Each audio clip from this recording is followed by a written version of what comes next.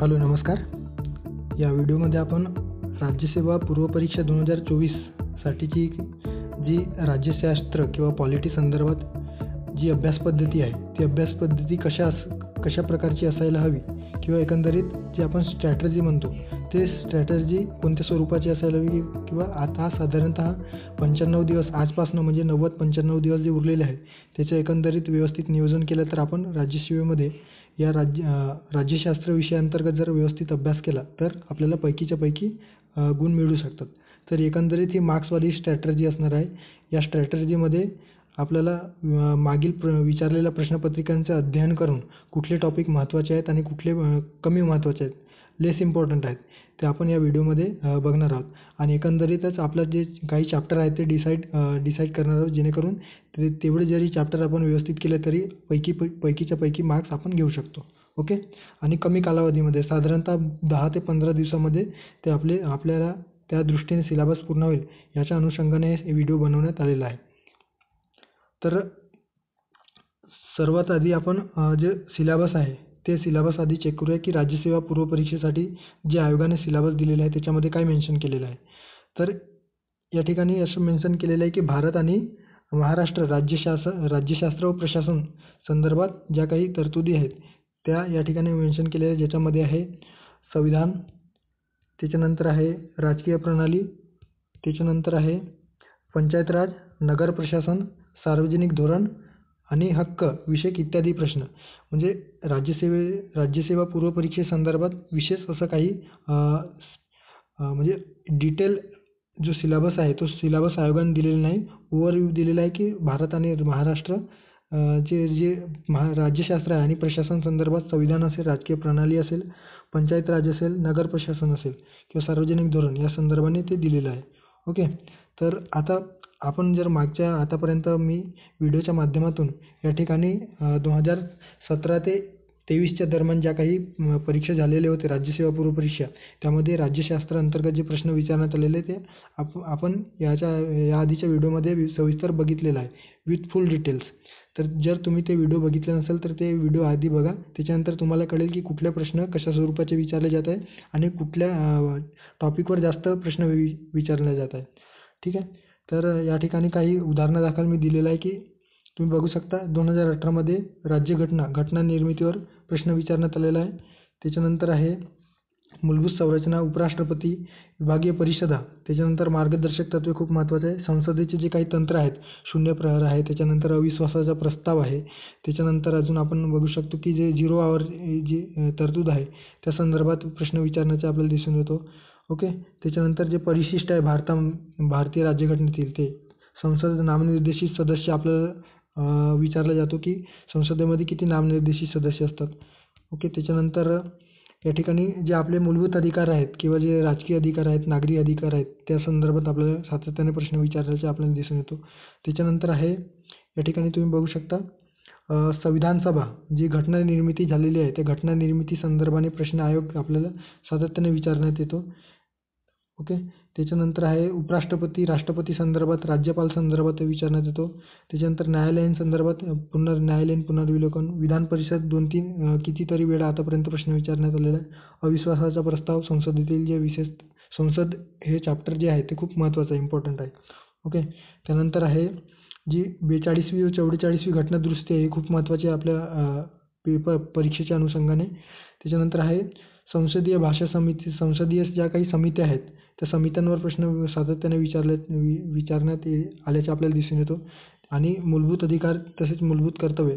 त्याच्यानंतर आहे घटनात्मक व बिगर घटनात्मक ज्या संस्था आहेत, ओके, त्या संदर्भाने प्रश्न विचारल्याचे आपल्याला दिसून येतात. त्याच्यानंतर आहे अजून याच्यामध्ये संघराज्यात्मक वैशिष्ट्य आहे, आंतरराज्यीय किंवा विभागीय परिषदा या संदर्भाने प्रश्न विचारल्याचे आपल्याला दिसून येत आहेत. ओके. तर अशा प्रकारे विविध टॉपिकवरती आपल्याला सातत्याने प्रश्न विचारल्याचे आपल्याला दिसून येतात.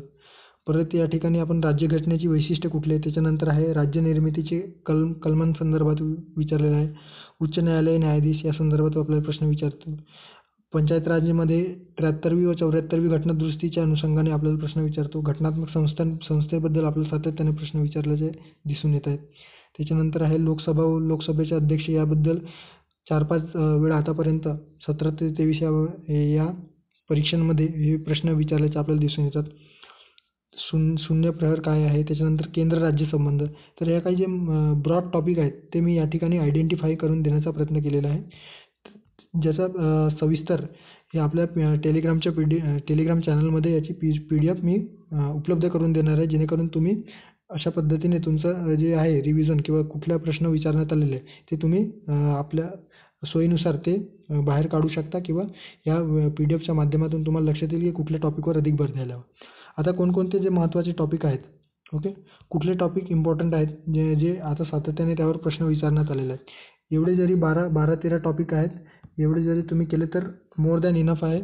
आयोग सातत्याने याच गोष्टींवर किंवा याच ज्या थीमवर आहेत ते प्रश्न विचारल्याचे आपल्याला दिसून येतात. त्यापैकी जे महत्त्वपूर्ण टॉपिक आहे त्याच्यामध्ये आहे घटना निर्मिती आहे व संविधान सभा, तसेच संविधानाचे विविध स्रोत.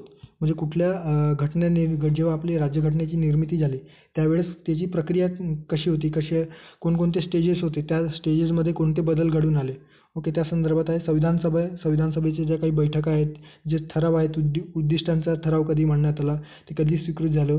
त्याच्यानंतर आहे मसुदा समितीची स्थापना कधी झाली. ह्या जे लहान मोठे जे संविधान सभेसंदर्भात जे बेसिक फॅक्ट आहेत ते फॅक्ट आपल्याला माहिती असणे गरजेचं आहे.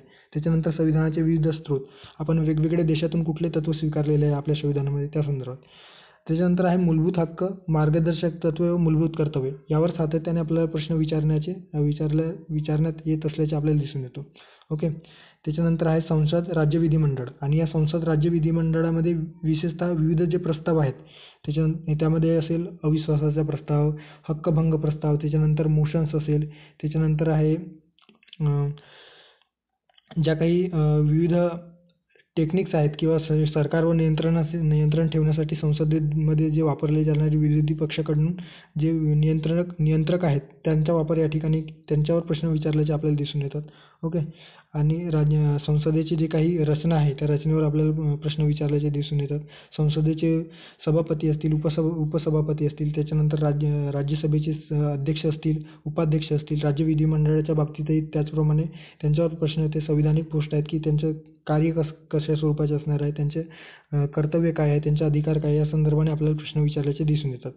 त्यानंतर आहे राष्ट्रपती, उपराष्ट्रपती व राज्यपाल या संदर्भात आपल्याला प्रश्न विचारल्याचे दिसून येतात, ओके. त्याच्यानंतर राष्ट्रपतीमध्ये त्यांची निवडणुकीची पात्रता काय आहे, उपराष्ट्रपतीमध्ये निवडणुकीमध्ये कोण भाग घेतात, ओके. त्याच्यानंतर राज्यपालाकडे आलेल्या विधेयकावर ते जेव्हा राष्ट्रपतींकडे पाठवतात तेव्हा कुठल्या स्वरूपाचा निर्णय राष्ट्रपती त्या विधेयकावर घेतात, किंवा राज्यपालाचा जो विवेकाधिकार आहे त्यामध्ये कुठल्या गोष्टीचा समावेश होतो, कुठल्या गोष्टीचा होत नाही, या संदर्भाने आपल्याला आयोग प्रश्न विचारल्याचे दिसून येते.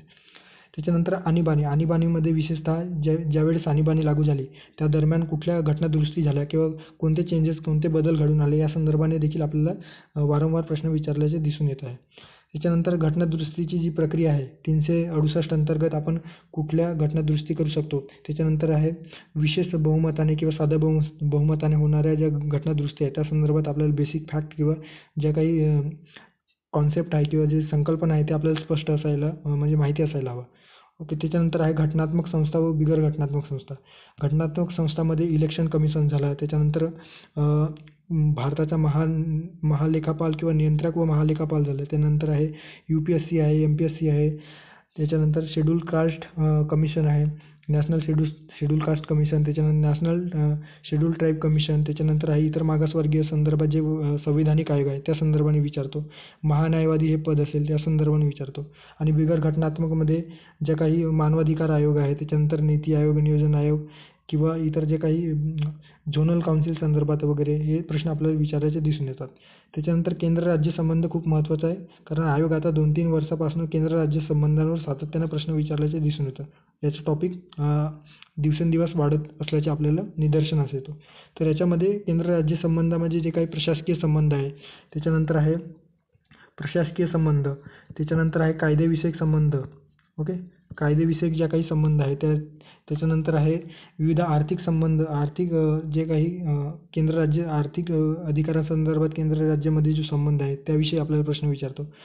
आंतरराज्य परिषद जे 263 अंतर्गत कलम 263चा वापर करून आपण स्थापन करतो त्याविषयी आपल्याला माहिती असायला हवं. त्यानंतर आहे विभागीय परिषदा, ज्याला आपण झोनल काउन्सिल म्हणतो. ते झोनल काउन्सिलची रचना कशी असते, कोण अध्यक्ष असतो, किती देशामध्ये किती झोनल काउन्सिल आहे त्याविषयी आपल्याला माहिती असायला हवं.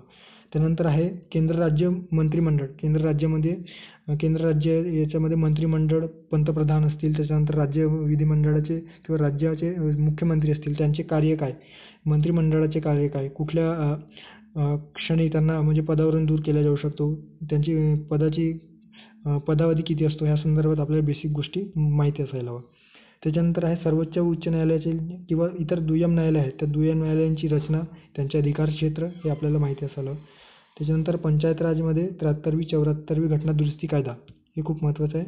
आणि संविधानातील ज्या काही बेसिक आहेत, कोर संविधान, मिसलेनियस जे प्रश्न आहेत त्याच्यामध्ये आपल्याला विचारतो की एखादा थेट प्रश्न विचारला जाईल की वन लाईनर स्वरूपाचा, ज्याच्यामध्ये एखाद्या पर्टिक्युलर गोष्टीविषयीचे कलम कुठले आहे हे विचारलं जाईल, किंवा ते परिशिष्ट संदर्भाने विचारलं जाईल, किंवा कुठल्या भागामध्ये कुठल्या गोष्टीचा समावेश होतो या संदर्भाने. आणि महत्त्वपूर्ण घटना दुरुस्ती, ज्याच्यामध्ये आहे 42वी 44वी घटना दुरुस्ती, त्याच्यानंतर 52वी घटना दुरुस्ती, पक्षांतर बंदी कायदा खूप महत्त्वाचा आहे आता सध्याच्या याच्यामध्ये, याच्यावर प्रश्न येण्याची दाट शक्यता आहे. त्याच्यानंतर 93मध्ये जी काही 73वी व 74वी घटना दुरुस्ती झाली होती त्याच्या अनुषंगाने प्रश्न विचारला जाऊ शकतो, किंवा जी लेटेस्टमध्ये ज्या काही घटना दुरुस्ती होऊन राहिल्या किंवा नवीन कायदे तयार होत आहे त्या संदर्भाने चालू घडामोडीच्या दृष्टीने आपण त्या गोष्टी विचारात घ्यायला हवं. तर अशा प्रकारे हे 10-12 टॉपिक आहेत. आता याला दिवस किती द्यायचा, तर साधारणतः 15 ते 20 दिवसात हे टॉपिक व्यवस्थितरित्या वाचून होऊ शकतो.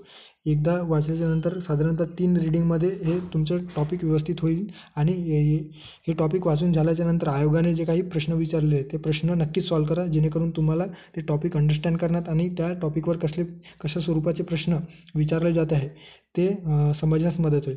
सोबतच या टॉपिकवर विचारलेले आतापर्यंत राज्यसेवा पूर्व परीक्षेमध्ये जे प्रश्न आहेत त्याचा आपण डिटेल ॲनालिसिस आपल्या चॅनलमध्ये व्हिडिओच्या माध्यमातून घेतलेले आहेत, ते तुम्ही बघू शकता, जेणेकरून तुमचा एकदा परत रिव्हिजन होणार आहे. ओके, तर अशा पद्धतीने आजच्या एकंदर हे स्ट्रॅटेजी होती, ज्याला आपण मार्क्सवादी स्ट्रॅटेजी असं नाव दिलेलं आहे. तर भेटूया पुढच्या व्हिडिओमध्ये. ओके, पुढच्या व्हिडिओमध्ये एका नवीन विषयासोबत अर्थशास्त्र हे विषय घेणार आहे. त्याच्यामध्ये आलेले आयोगाने जे विचारलेले प्रश्न आहेत 2023पर्यंत 17 ते 23च्या दरम्यान, ते आपण सविस्तर विश्लेषण करू आणि त्याच्या संदर्भाने कुठल्या गोष्टी स्वीकारायच्या किंवा कुठल्या गोष्टी अवॉइड करायच्या याविषयी बोलूयात. Okay, so thank you. भेटूया पुढच्या व्हिडिओमध्ये.